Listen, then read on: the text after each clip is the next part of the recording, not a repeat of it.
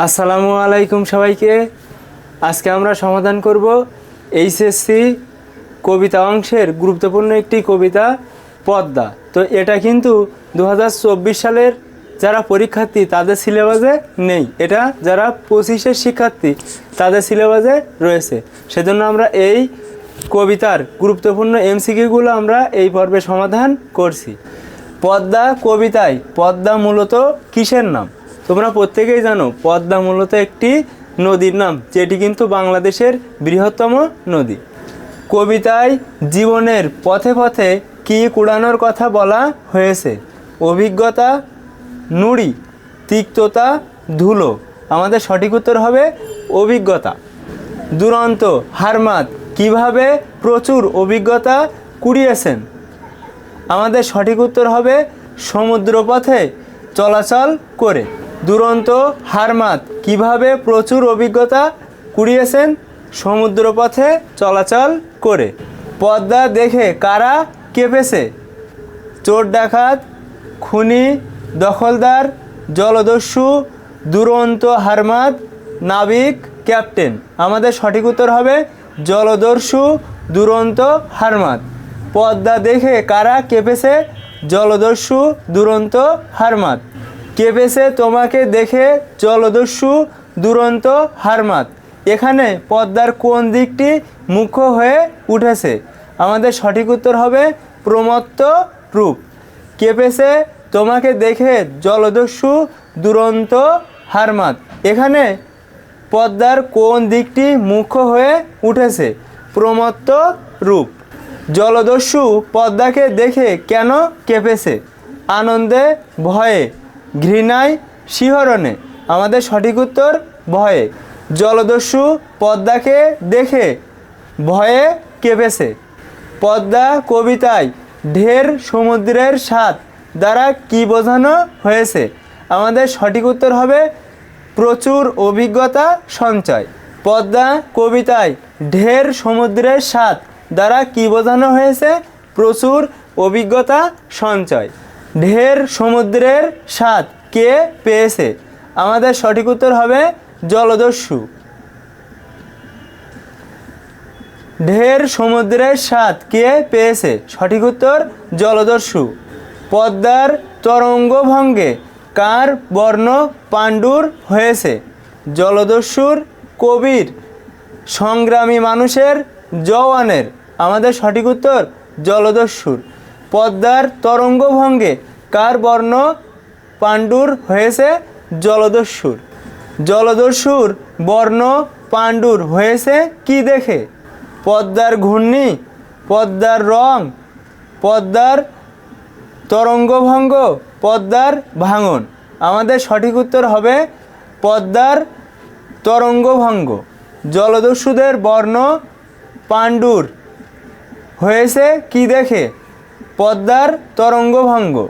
সন্ত্রাসীদের সশস্ত্র মহড়া দেখে ভয়ে রোমানদের মুখ শুকিয়ে গেল। পদ্মা কবিতায় কোন চরণটি এই দৃশ্যকল্পের সাথে তুলনীয়? আমাদের সঠিক উত্তর হবে তোমার তরঙ্গভঙ্গে বর্ণ তার হয়েছে পাণ্ডুর। পদ্মার দুই তীরে কারা লাঙ্গল চালিয়েছে? আমাদের সঠিক উত্তর হবে সংগ্রামী মানুষ। পদ্মার দুই তীরে কারা লাঙ্গল চালিয়েছে? সংগ্রামী মানুষ।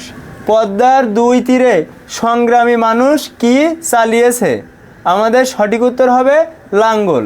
কঠিন শ্রমের ফল হিসাবে সংগ্রামী মানুষ কি পেয়েছে? হতাশা, দারিদ্র, সমৃদ্ধি, শস্য। আমাদের সঠিক উত্তর হবে শস্য। শস্য দানাকে কঠিন শ্রমের ফল বলা হয়েছে কেন? আমাদের সঠিক উত্তর হবে চাষাবাদ অত্যন্ত পরিশ্রমের বলে। শস্য দানাকে কঠিন শ্রমের ফল বলা হয়েছে কেন? চাষাবাদ অত্যন্ত পরিশ্রমের বলে। সংগ্রামী মানুষ কেমন শস্যদানা পেয়েছে? আমাদের সঠিক উত্তর হবে প্রচুর। সংগ্রামী মানুষ কেমন শস্যদানা পেয়েছে? প্রচুর। পদ্মার চরে কারা ফসল ফলিয়েছেন? আমাদের সঠিক উত্তর হবে নির্ভীক জওয়ান। পদ্মার চরে কারা ফসল ফলিয়েছে? নির্ভীক জওয়ান। পদ্মার চরে নির্ভীক জওয়ান কেমন ফসল ফলিয়েছে? আমাদের সঠিক উত্তর হবে পর্যাপ্ত। পদ্মার চরে নির্ভীক জওয়ান কেমন ফসল ফলিয়েছে? পর্যাপ্ত। জীবন মৃত্যুর দ্বন্দ্বে পদ্মা তীরের জওয়ানের মনোভাব কেমন? আমাদের সঠিক উত্তর হবে নিঃসংশয়।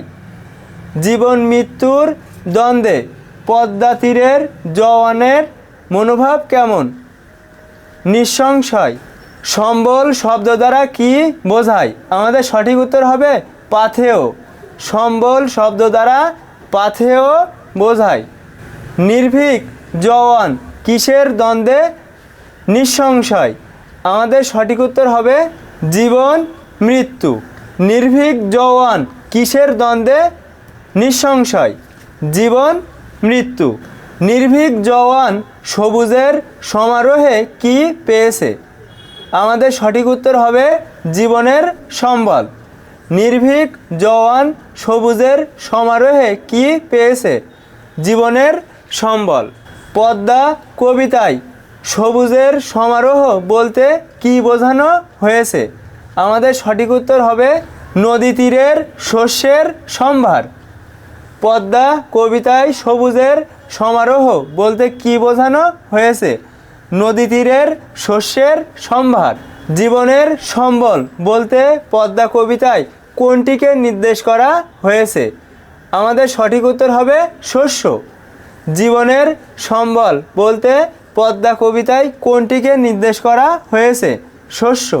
বর্ষায় পদ্মার স্রোতে কি ভেসে গেছে? আমাদের সঠিক উত্তর হবে সাজানো বাগান। বর্ষায় পদ্মার স্রোতে কি ভেসে গেছে? সাজানো বাগান। পদ্মার স্রোতধারা আমাদের কোন প্রেরণায় উদ্বুদ্ধ করে?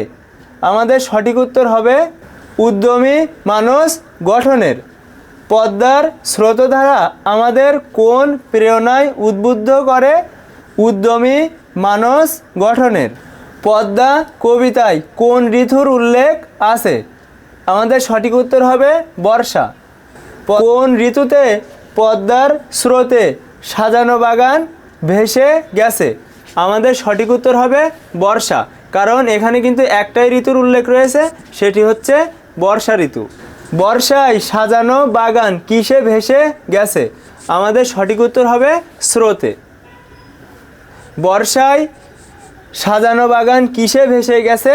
স্রোতে। জীবনের অজস্র সম্ভার কখন ভেসে গেছে?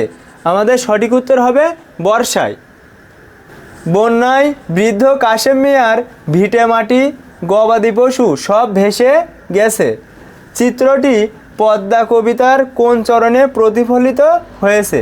আমাদের সঠিক উত্তর হবে অসংখ্য জীবন আর জীবনের অজস্র সম্ভার। কারোর ভিটে মাটি যদি চলে যায় এমন যদি কোনো উদ্দীপক থাকে তখন কিন্তু আমাদের কোন চরণের সাথে এটি সাদৃশ্যপূর্ণ হবে? সেটি আমাদের অ্যান্সার হবে অসংখ্য জীবন আর জীবনের অজস্র সম্ভার। জেগেছে তবু পরিপূর্ণ আহ্বান, এই আহ্বান কিসের? আমাদের সঠিক উত্তর হবে নব উদ্যমে জীবন শুরু করার। জেগেছে তবু পরিপূর্ণ আহ্বান, এই আহ্বান কিসের? নব উদ্যমে জীবন শুরু করার। কোথায় মুক্তির স্বর্ণদ্বার খুলেছে? আমাদের সঠিক উত্তর হবে মৃত জড়তার বুকে। কোথায় মুক্তির স্বর্ণদ্বার খুলেছে? মৃত জড়তার বুকে। মৃত জড়তার বুকে মুক্তির স্বর্ণদ্বার খুলেছে কি দ্বারা? আমাদের সঠিক উত্তর হবে সুতীব্র গতি। মৃত জড়তার বুকে মুক্তির স্বর্ণদ্বার খুলেছে কি দ্বারা? সুতীব্র গতি। ঘূর্ণি শব্দের অর্থ কি? আমাদের সঠিক উত্তর হবে জলের আবর্তন। ঘূর্ণি শব্দের অর্থ জলের আবর্তন। পদ্মার ধ্বংসলীলায় সব হারানো মানুষ নব উদ্যমে আবার জেগে ওঠে পদ্মাকে ঘিরেই। এই দিকটি পদ্মা কবিতার কোন চরণে ফুটে উঠেছে? আমাদের সঠিক উত্তর হবে মৃত জড়তার বুকে খুলেছে মুক্তির স্বর্ণদ্বার। পদ্মার ধ্বংসলীলায় সব হারানো মানুষ নব উদ্যমে আবার জেগে ওঠে পদ্মাকে ঘিরেই। এই চরণটি এই দিকটি পদ্মা কবিতার কোন চরণে ফুটে উঠেছে? আমাদের সঠিক উত্তর হবে মৃত জড়তার বুকে খুলেছে মুক্তির স্বর্ণদ্বার। পদ্মা কবিতায় কোন শব্দ বর্ণের মাধ্যমে সমুদ্র ভ্রমণের অভিজ্ঞতাকে নির্দেশ করা হয়েছে? আমাদের সঠিক উত্তর হবে সমুদ্রের স্বাদ। নদী বা সমুদ্রপথে যারা ডাকাতি করে তাদেরকে কি বলা হয়? তোমরা প্রত্যেকেই জানো, তাদেরকে বলা হয় জলদস্যু। হারমাত কারা? হারমাত কারা? আমাদের সঠিক উত্তর হবে পর্তুগিজ জলদস্যু। হারমাত শব্দের উৎপত্তি কোন শব্দ থেকে? আমাদের সঠিক উত্তর হবে আরমাডা। আরমাডা শব্দ থেকে কিন্তু আমাদের হারমাত শব্দের উৎপত্তি। হারমাত শব্দের উৎপত্তি কোন ভাষার শব্দ থেকে? আমাদের সঠিক উত্তর হবে স্প্যানিশ। তরঙ্গভঙ্গ শব্দ দ্বারা কি বোঝায়? আমাদের সঠিক উত্তর হবে ঢেউয়ের আবর্তন। তরঙ্গভঙ্গ শব্দ দ্বারা ঢেউয়ের আবর্তন বোঝায়। পাণ্ডুর শব্দের সমার্থক শব্দ কোনটি? আমাদের সঠিক উত্তর হবে ফ্যাকাশে। পাণ্ডুর শব্দের অর্থ ফ্যাকাশে। উর্বর শব্দ দ্বারা কি বোঝানো হয়? আমাদের সঠিক উত্তর হবে উৎপাদন শক্তি বিশিষ্ট। উর্বর শব্দ দ্বারা কি বোঝানো হয়? উৎপাদন শক্তি বিশিষ্ট। ফলায়েছে শব্দের অর্থ কি? আমাদের সঠিক উত্তর হবে উৎপাদন করেছে। ফলায়েছে শব্দের অর্থ কি? উৎপাদন করেছে। নিঃসংশয় শব্দের অর্থ কি? আমাদের সঠিক উত্তর সন্দেহহীন। নিঃসংশয় শব্দের অর্থ সন্দেহহীন। জওয়ান শব্দের অর্থ কি? আমাদের সঠিক উত্তর বলবান ব্যক্তি। জওয়ান শব্দের অর্থ কি? বলবান ব্যক্তি। জওয়ান কোন ভাষার শব্দ? আমাদের সঠিক উত্তর ফার্সি শব্দ। জওয়ান কোন ভাষার শব্দ? ফার্সি শব্দ। পদ্মা কবিতায় প্রথম 4 স্তবক কত লাইন বিশিষ্ট? তোমরা প্রত্যেকেই জানো পদ্মা কবিতার প্রথম 4 স্তবক 3 লাইন বিশিষ্ট এবং শেষের স্তবকটি 2 লাইন বিশিষ্ট। মোট কয় লাইন? মোট হচ্ছে 14 লাইন। এক এক স্তবকে লাইন রয়েছে 3টি করে। তাহলে আমাদের সঠিক উত্তর হবে 3টি। পদ্মা কবিতায় প্রথম 4 স্তবকে কত লাইন লাইন করে? 3 লাইন লাইন করে এবং শেষের স্তবকে 2 লাইন। পদ্মা কবিতায় শেষ স্তবকটিতে কয়টি পঙ্গতি বিদ্যমান? আমাদের সঠিক উত্তর হবে 2টি। পদ্মা কবিতার প্রতিটি চরণ কত মাত্রা বিশিষ্ট? আমাদের সঠিক উত্তর হবে 18 মাত্রা বিশিষ্ট। সমারোহ শব্দের অর্থ কি? সমারোহ শব্দের অর্থ আড়ম্বর।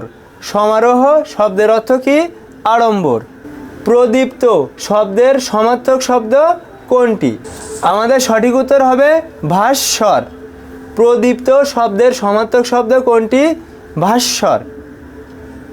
স্রোতধারা শব্দ দ্বারা কি বোঝায়?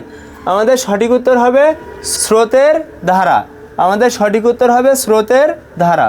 স্রোতধারা শব্দ দ্বারা কি বোঝায়? স্রোতের ধারা।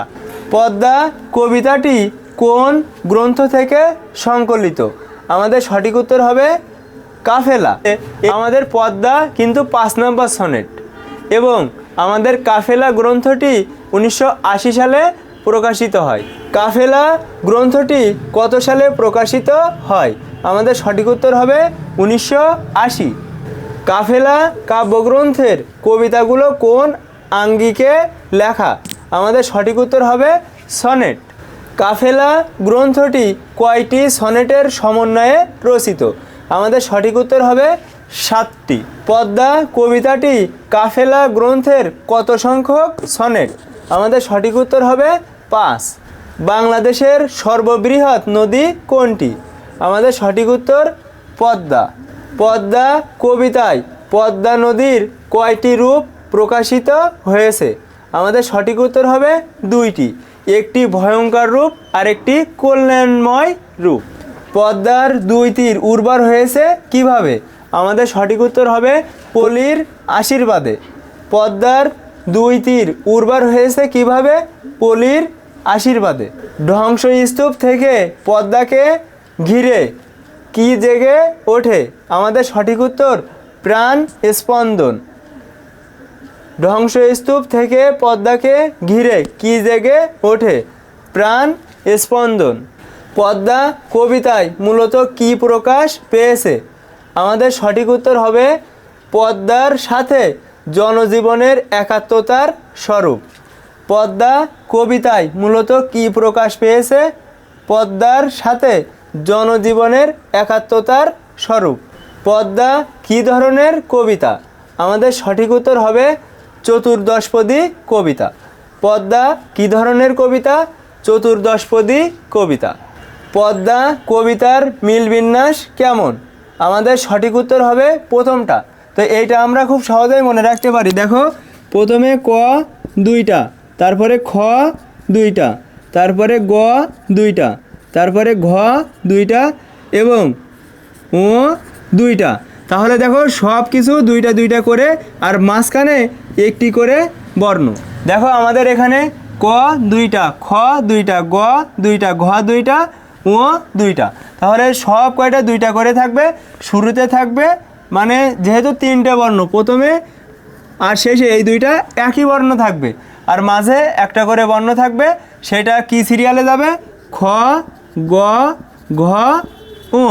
তো এমনভাবে কিন্তু তোমরা এটা মনে রাখতে পারো।